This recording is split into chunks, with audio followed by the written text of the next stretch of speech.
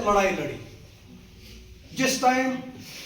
जिस टाइम ना कोई अखबार था, ना टीवी था, ना कोई व्हाट्सएप था, ना सोशल मीडिया था। आज तो नहीं तो लोग एक दिन के अंदर सोशल मीडिया पे नेता बन जाते हैं। सोचो उस टाइम बेंजी ने किस तरीके से वो नेता बनी होगी। 21 साल की उम्र में उन्होंने घर को त्याग कर दिया और उसके माता पिता ने भी उनको निकाल दिया था। कह रहे थे कि आप घर छोड़ के जा रहे हो, आपका हमारे साथ कोई रिश्ता नहीं है। 21 साल की उम्र में उन्होंने घर को छोड़ दिया, झुग्गियों में रही, जूठा खाया, लालटेन लेके रात भर अपने भोजन समाज को, गरीब वर्ग के लोगों को कैडर देती रही, समझाती रही तुम्हारे हक अधिकार क्या है। इतनी लड़ाई लड़ी बेंजी ने। 39 साल में फिर वो मुख्यमंत्री बनी, इतना संघर्ष करके। सोचो उस टाइम एक महिला का जिसने जेल भी देखा, जिसने लाठी भी खाई, जिसने संघर्ष भी किया। जिस टाइम महिलाएं चूल्हे पे होते थे और घूंघट में सिर्फ वो घर से बाहर भी नहीं निकलते थे, उस टाइम 77 में उसने लड़ाई लड़ी है। इतना संघर्ष करने के बाद जब 39 साल की मुख्यमंत्री बनी तो फिर उसके बाद देश के अंदर गरीब वर्ग के लड़कों को मौका मिला नेता बनने का। इधर देखो किश्तवाड़ में हमारे भी दलित समाज के गरीब वर्ग के लोग शहीद हुए, कभी उनको टिकट नहीं मिला, सिर्फ काम कराया गया और कहा कि नौकरी देंगे, एमएलए बनाएंगे, ये देंगे वो देंगे, झूठ बताते रहे लेकिन कुछ दिया नहीं। लेकिन देखो बेंजी जब सीएम बनी तो पूरे देश के अंदर पार्टी को राष्ट्रीय पार्टी बना दिया।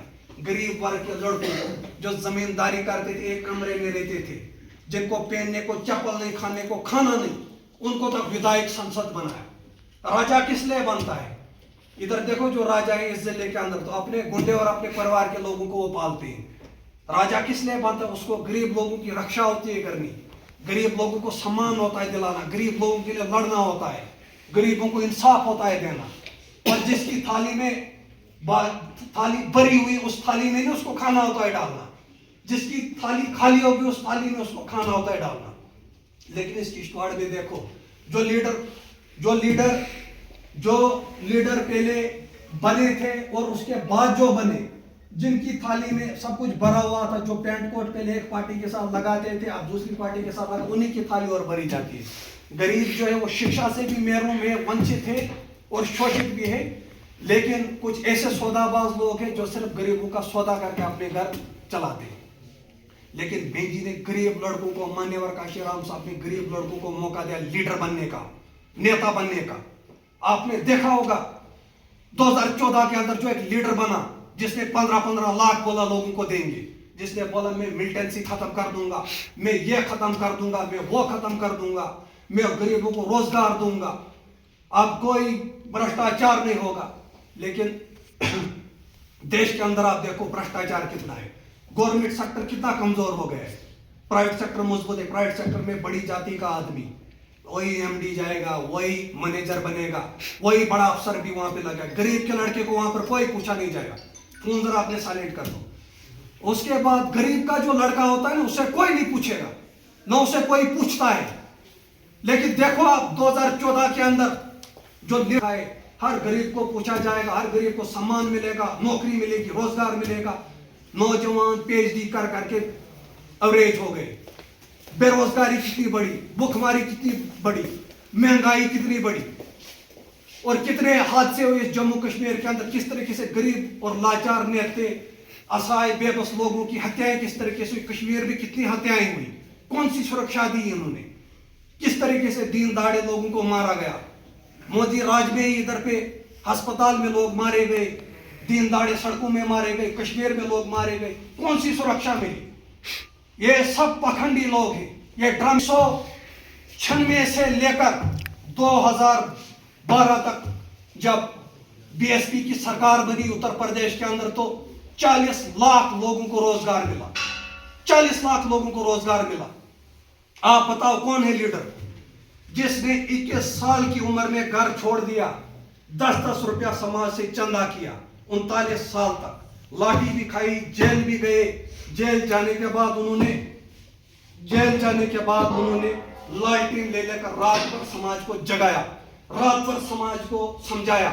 39 साल में जब मुख्यमंत्री उसी समाज को सब कुछ दिया जिसके लिए लड़ा था और गरीब लोगों की लड़ा था। उस टाइम ये कार्यकर्ता थे, चाय बेचने का काम करते थे, चाय बेचने का काम करते और आम कार्यकर्ता थे जिस टाइम बेंजी 96 में सीएम बनी। अब बताओ आज जो देश का राजा है वो बड़ा लीडर है कि जो 96 में आधे हिंदुस्तान का सीएम बना है वो बड़ा लीडर है? तभी लीडर सबसे अगर बड़ा कोई है ना, जो इस समय 85% लोगों का संचालन कर रहा है, SC ST OBC गरीब वर्ग के लोगों का जो संचालन कर रहा है देश के अंदर, जो जिनकी बात कर रहा है वो बेंजी है, वो हमारे माननीय बेंजी है। आपने देखा होगा 1970 के अंदर इस जम्मू कश्मीर के अंदर भगत अमरनाथ जी जो बटोत से थे, जिन्होंने गरीब वर्ग के लोगों के लिए, SC ST दलित पिछड़े आदिवासी के लोगों के लिए जान दी थी। 35 दिन का उपवास रखा था, उनको मिनी अम्बेडकर बोलते हैं। 35 दिन का उपवास रख के उन्होंने आरक्षण हमें दिलाया था और राशन कार्ड तक, जाति जनगणना तक नहीं होती थी, हमारे समाज की कोई गिनती ही नहीं थी। साहब काशीराम ने आवाज उठाकर हमारे लिए राशन कार्ड बनवाए थे और हमारी जाति जनगणना करवाई थी।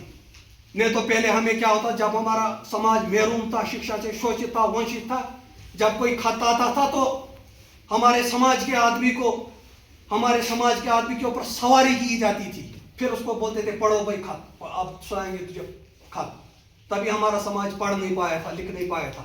आज हमारे समाज में इतने लीडर क्यों नहीं जल्दी तैयार होता है, MLA MP क्यों नहीं कोई बनता है, क्यों नहीं बनता? क्योंकि हमारा समाज 6500 वर्षों तक गुलाम था, पैसा नहीं था हमारे समाज के पास, ना शिक्षा थी। ये जो कुछ भी हमें मिला ना, किसी ने दान में नहीं दिया। बाबा साहब अम्बेडकर एक ऐसे हमारे है जिन्होंने हमारे लिए लड़ा, जिन्होंने पानी पीने का अधिकार दिया, पिछड़े वर्ग के लोगों को, दलितों को, पिछड़ों को, आदिवासियों को पानी पीने का, मंदिर चढ़ने का, पढ़ने लिखने का, लीडर बनने का, राजा बनने का।